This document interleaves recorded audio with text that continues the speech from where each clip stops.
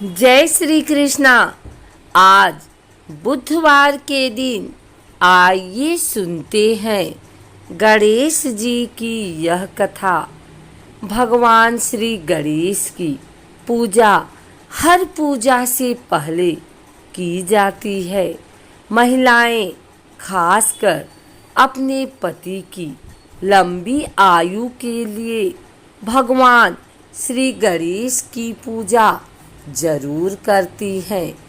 ऐसी मान्यता है कि भगवान श्री गणेश की पूजा करने से पति की लंबी आयु होने के साथ साथ ससुराल हमेशा खुशियों से भरा रहता है। वहाँ कोई भी दुख दरिद्रता कभी नहीं आती। आइए जाने सुहाग की लंबी आयु देने वाले भगवान श्री गणेश की यह कथा। एक समय की बात है, एक भाई बहन रहते थे। बहन का नियम था कि वह अपने भाई का चेहरा देखे बिना खाना नहीं खाती थी। हर रोज वह सुबह उठती थी और जल्दी जल्दी सारा काम करके अपने भाई का मुंह देखने के लिए उसके घर जाती थी। एक दिन रास्ते में एक पीपल के नीचे गणेश जी की मूर्ति रखी थी। उसने भगवान के सामने हाथ जोड़कर कहा कि मेरे जैसा अमर सुहाग और मेरे जैसा अमर पीहर सबको दीजिए। यह कहकर वह आगे बढ़ जाती थी। जंगल के झाड़ियों के कांटे उसके पैरों में चुभा करते थे। एक दिन भाई के घर पहुंची और भाई का मुंह देखकर बैठ गई तो भाभी ने पूछा, पैरों में क्या हो गया है? यह सुनकर उसने भाभी को जवाब दिया कि रास्ते में जंगल के झाड़ियों के गिरे हुए कांटे पांव में चुभ गए हैं। जब वह वापस अपने घर आ जाए तब भाभी ने अपने पति से कहा कि रास्ते को साफ करवा दो, आपकी बहन के पाँव में बहुत सारे कांटा चुभ गए हैं। भाई ने तब कुल्हाड़ी लेकर सारी झाड़ियों को काट कर रास्ता साफ कर दिया, जिससे गणेश जी का स्थान भी वहाँ से हट गया। यह देखकर भगवान गुस्सा हो गए और उसके भाई के प्राण हर लिए।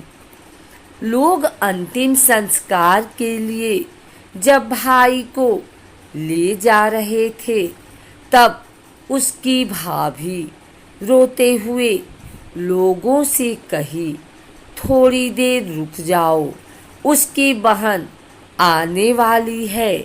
वह अपने भाई का मुंह देखे बिना नहीं रह सकती है, उसका यह नियम है। तब लोगों ने कहा, आज तो देख लेगी पर कल कैसे देखेगी? रोज दिन की तरह बहन अपने भाई का मुंह देखने के लिए जंगल से निकली।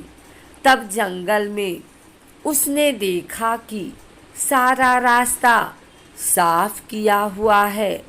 जब वह आगे बढ़ी तो उसने देखा कि सिद्धि विनायक को भी वहाँ से हटा दिया गया है।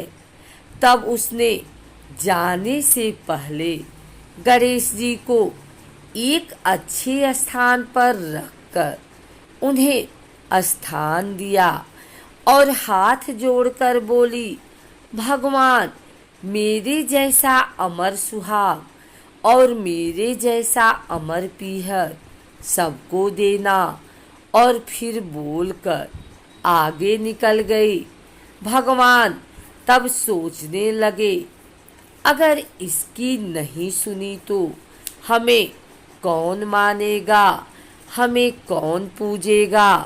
तब सिद्धि विनायक ने उसे आवाज दी, बेटी, इस खेजड़ी की 7 पत्तियां लेकर जा और उसे कच्चे दूध में घोलकर भाई के ऊपर छींटा मार देना, वह उठकर बैठ जाएगा।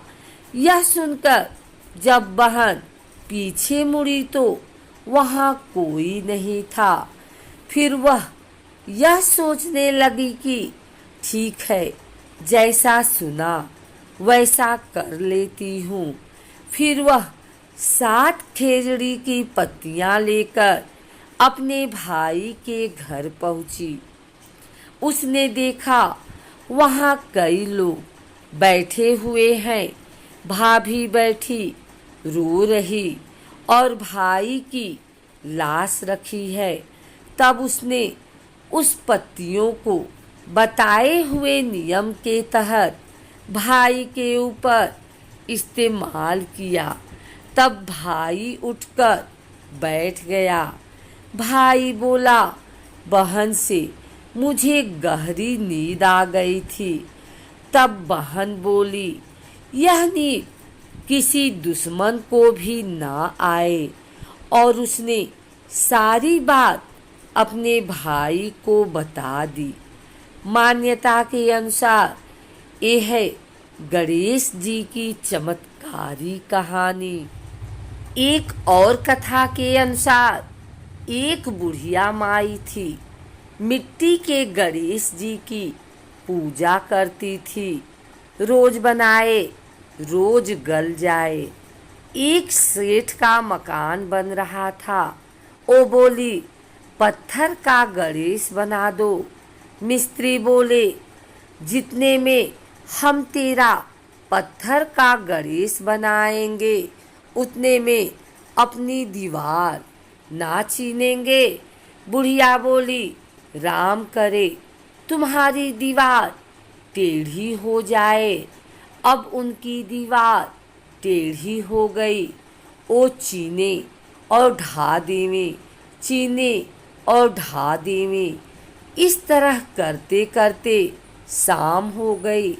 शाम को सेठ आया। उसने कहा, आज कुछ भी नहीं किया। वो कहने लगे, एक बुढ़िया आई थी। वो कह रही थी, मेरा पत्थर का गणेश गढ़ दो। हमने नहीं गढ़ा तो उसने कहा, तुम्हारी दीवार टेढ़ी हो जाए। तब से दीवार सीधी नहीं बन रही है। बनाते हैं और ढा देते हैं। सेठ ने बुढ़िया को बुलवाया। सेठ ने कहा, हम तेरा सोने का गणेश गढ़ देंगे, हमारी दीवार सीधी कर दो। सेठ ने बुढ़िया को सोने का गणेश गढ़ा दिया। सेठ की दीवार सीधी हो गई।